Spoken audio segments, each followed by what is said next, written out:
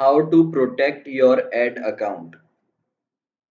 ठीक है, ad account safety के लिए इट इज़ वेरी इंपॉर्टेंट कि आप एडवर्टाइजिंग स्टार्ट करने से पहले सारी एड पॉलिसीज़ को गो थ्रू करें, उनको अच्छी तरीके से अंडरस्टैंड करें and make sure when you are creating ads आप सारी एड पॉलिसीज़ को फॉलो कर रहे हो।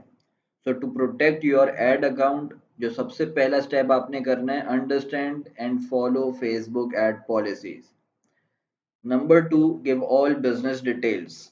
जब हम बिजनेस मैनेजर क्रिएट करते हैं तो बिजनेस सेटिंग्स में आके यहाँ पे नीचे बिजनेस इन्फो होता है, यहाँ पे हम बिजनेस डिटेल्स देते हैं।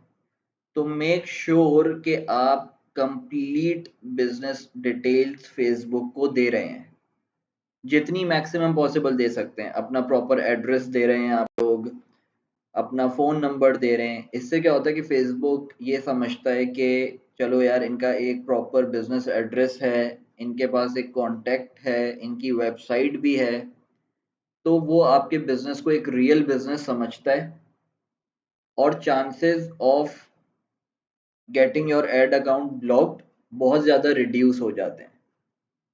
Third point, to turn on two factor authentication.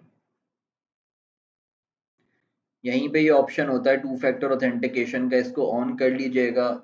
इससे आप अपने अकाउंट को प्रोटेक्ट करते हैं। कभी आपने देखा होगा कई दफ़ा ऐड अकाउंट्स ब्लॉक हो जाते हैं इलीगल एक्टिविटीज़ की वजह के, वो कहता है फेसबुक के अनयूजुअल एक्टिविटीज़ हो रही थी और कोई अगर आपके अकाउंट को हैक करने की कोशिश कर रहा होता है, तो जब आप टू फैक्टर ऑथेंटिकेशन ऑन कर देते हैं ना, आप अपने ऐड अकाउंट को प्रोटेक्ट कर लेते हैं।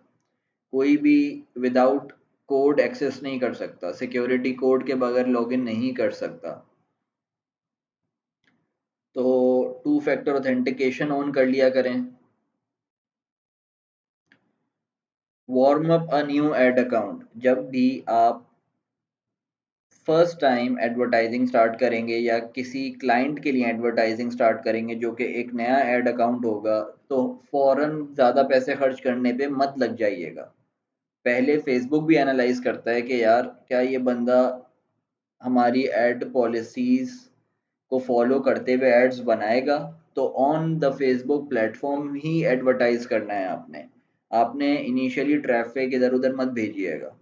ट्राई कीजिएगा कि इनिशियली थोड़े से पैसे स्पेंड कर दें, 1000 रुपये तक, 1000-2000 रुपये on engagement campaign and like campaigns. उसके बाद आप थोड़े बजट के साथ मूव करना शुरू करें कन्वर्जन कैंपेन्स की तरफ, एंड फिर उसके बाद आहिस्ता आहिस्ता ग्रेजुअली अपना बजट इंक्रीज करते रहें। Fifth point is advertise regularly. Obviously, Facebook is a business. हम उसको पे कर रहे हैं, हम एडवर्टाइजर्स हैं, वो हमारे थ्रू कमा रहे पैसे, हम उसके लिए सोर्स ऑफ रेवेन्यू है, उसके बिजनेस का सोर्स ऑफ रेवेन्यू हम लोग हैं, एडवर्टाइजर्स। तो जो एड अकाउंट्स रेगुलरली एडवर्टाइज करते हैं फेसबुक उनको ब्लॉक, मतलब अगर वो पॉलिसीज तो वायलेट करेंगे तो ब्लॉक होगा ही, लेकिन फॉरन रीइंस्टेट भी हो जाता है। तो एडवर्टाइज रेगुलरली किया करें, इससे chances of getting your ad account block बहुत कम हो जाते हैं। अगर आपको कोई पता है कि ऐड अकाउंट पहले ब्लॉक हुआ था और उसके ऊपर पेमेंट मेथड जो भी अटैच था, आपने वो पेमेंट मेथड अपने न्यू ऐड अकाउंट पे हरगिज़ अटैच नहीं करना।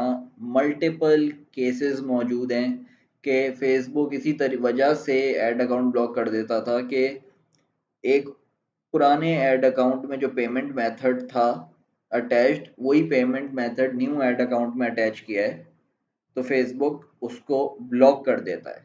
क्यों करता है इसका कोई रीजनिंग नहीं है प्रॉपर, लेकिन मल्टीपल केस स्टडीज और केसेस ऐसे सामने आते हैं जिसमें यही रीज़न होता है।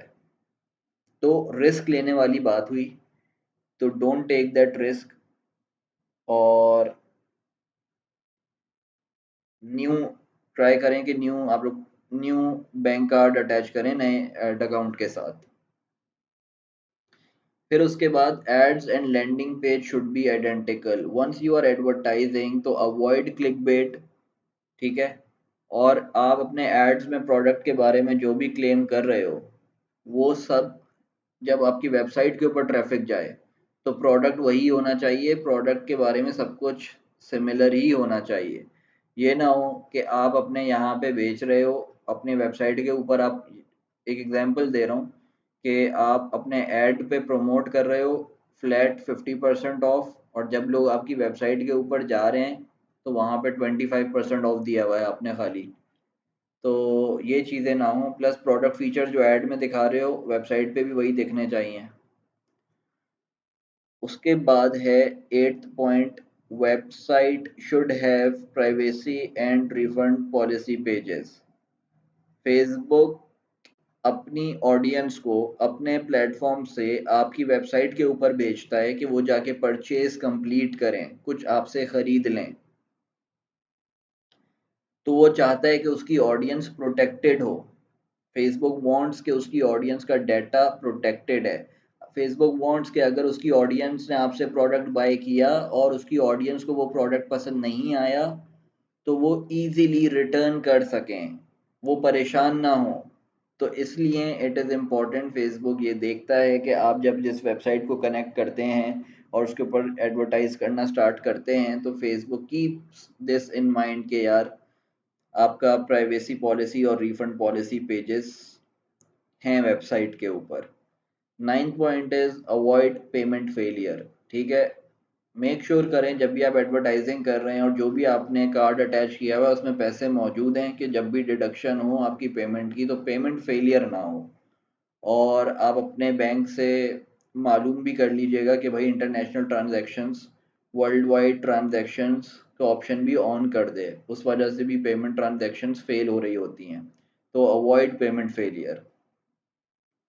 तो ये कुछ बातों का आप लोग ध्यान रखिएगा। अगर इसके अलावा किसी भी वजह से, स्पेशली अगर आपने कोई भी पॉलिसी वॉयलेट नहीं की है ना और आपका ऐड अकाउंट ब्लॉक हो जाता है तो वो रीइंस्टेट करना आसान होता है, लेकिन आप अपने तरफ से इन सब चीज़ों का ख्याल रखें क्योंकि ये बहुत बहुत ज़्यादा हद तक चांसेस मिनिमाइज कर देते हैं आपके ऐड अकाउंट के ब्लॉक होने के।